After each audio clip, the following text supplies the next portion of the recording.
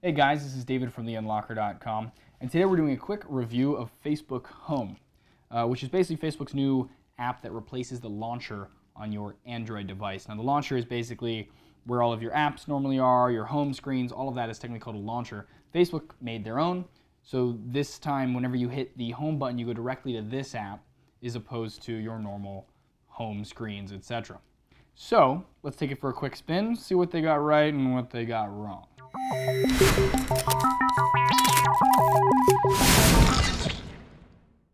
Now, if you're not aware, first off, this app is only available for specific devices from the Google Play Store, but some developers over on XDA, a popular developing website, actually got this to work on pretty much every phone.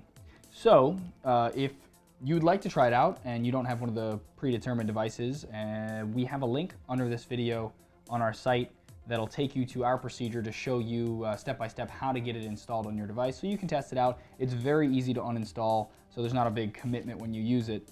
But if you want to try it out and give it a try, that is where you do that. Okay, so basically what this does is it replaces your home screen like I've been saying.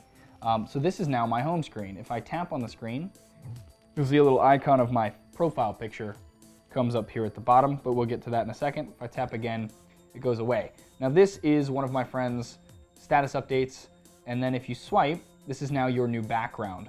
So instead of home screens, you just have different status updates, photos, etc.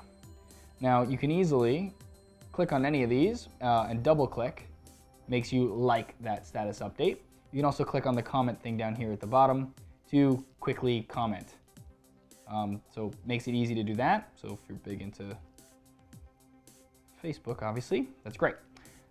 Then we come to tapping, and then you grab your own face, basically, and if you pull this up to the top, it brings you to your normal app drawer. So this is the Facebook app drawer. You can put whatever apps you want in here. You can also at the top here do a status update, add a photo, or check in pretty easily. This does not support widgets though, so it's just shortcuts, just apps. And then scrolling along will give you more of your apps. Scrolling all the way to the left gives you the list of all of your apps. And then also tapping the More button back here at the bottom actually brings you to your old launcher, just in case. Home button brings us back to the Facebook launcher. Okay, so for the Facebook Home app part of this, that's pretty much the gist of it. It's pretty simple. There's not really much to it, which is a good and a bad thing. But besides that, the other thing that's a part of this is Facebook Messenger's update, which you can actually have separately from Facebook Home, but a lot of people are kind of lumping them in together because it's taking over your entire phone when you have both of these things installed, as far as text messaging and talking to people and stuff like that is concerned for the most part. So we'll demonstrate that really quick. You may notice this floating head kind of just moving around. So this is now how you get messages, whether they're on Facebook or they're text messages. So what happens is whenever a new text comes in or a Facebook message, that pops up and then you can tap it to get into the text message thread, etc. Now they call this floating heads, but one thing that's kind of a downside to it is that it only is actually a floating head if that person's phone number is associated with their Facebook account or something similar like that. Because, for example, I'm friends with this person on Facebook, but because she doesn't have her number in Facebook, Facebook won't associate her profile picture. If she messages me from Facebook, however, it'll show her face. So, and I'll actually have two different threads, one for her text messages without a face, and one for her Facebook messages with a face. That's kind of dumb. You'd think there'd be a way to kind of link the profiles within the phone, but they haven't got to that yet. So, you can also get to all of your text messages by tapping that, and then tapping the messenger thing like that, and this will give you all of your Facebook messages, text messages, etc. Another way to get to that is by holding on your own face down here and swiping it to the left automatically brings you to the Messenger app as well. Besides that, also on this face down here, if you swipe to the right, now you'll see it says Messenger above it, but it's basically going to bring you to the last app you had open. So go to apps, for example, if I open Maps, home again, now you'll see that Maps is what it's going to bring up. So let's get to some of the pros and cons with Facebook Home and Facebook, the new Messenger.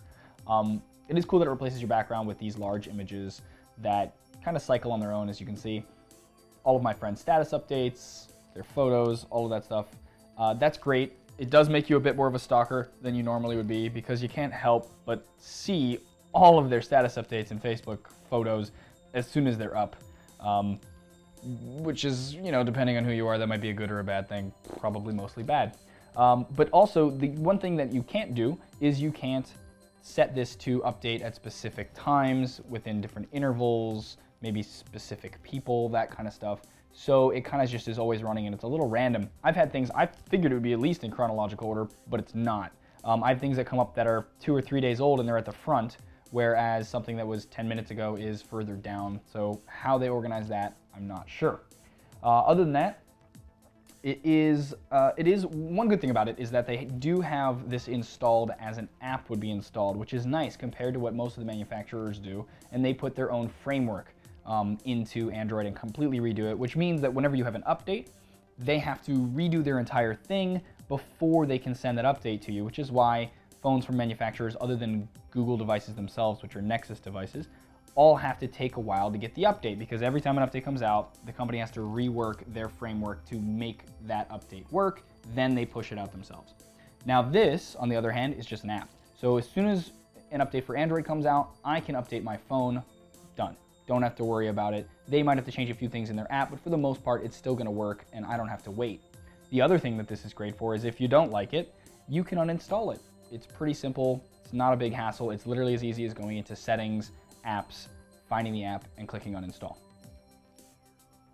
A few more of the downsides to this is the fact that all of your texts now run through Facebook, which we know from past experiences aren't the best with privacy and handling our personal data. And this does mean that they now have all of your texts. Whether that's a huge deal or not, that's really up to you. But generally speaking, it's not the greatest concept. Other than that, the chat heads only work for text messages. It'd be a little cooler if they at least worked for emails and other services, for example, Gtalk, I don't know, that other kind of stuff. Because to get to those other things, even though Facebook has now made it quote unquote easy to get to your texts and continue conversations because these floating heads float over every app, I can't go from that directly to say an email that I was just sent or an IM that I was just sent unless it's Facebook or texts, and that's it. Maybe that'll come down the road, but for now, it isn't there. Facebook becomes front and center, obviously. So Facebook status updates, photos, messaging, and texting are kind of the main focuses now of the device, whereas every other app, everything else kind of becomes secondary and actually is a few extra steps to get to than you're used to. Because obviously if you have an app on your home screen, you can just tap it and get to it. It's one click. Here I have to go like this, go like that, and then get to it here. It may not seem like a huge deal, but if there's things that you use a lot that aren't Facebook or text messaging, it can get a little tedious and annoying.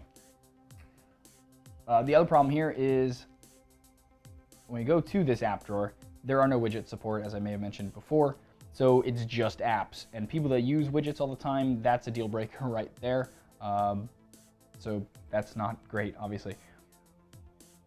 All right, all in all, it needs some work, but isn't a bad starting point for Facebook.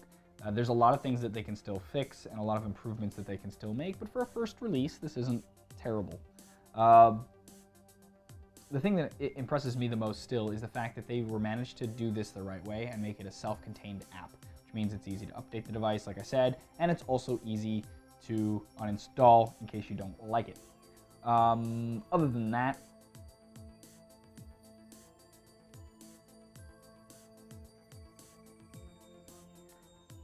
that, there is some type of sick satisfaction with taking someone's head and they said something you don't like and trashing it. So I hope that gave you a brief overview of kind of how this thing works and what it does, what's kind of cool about it, what's not. If, again, you want to try it out for yourself, feel free to click on the link underneath this video where we do a step-by-step how-to showing you exactly how to do that.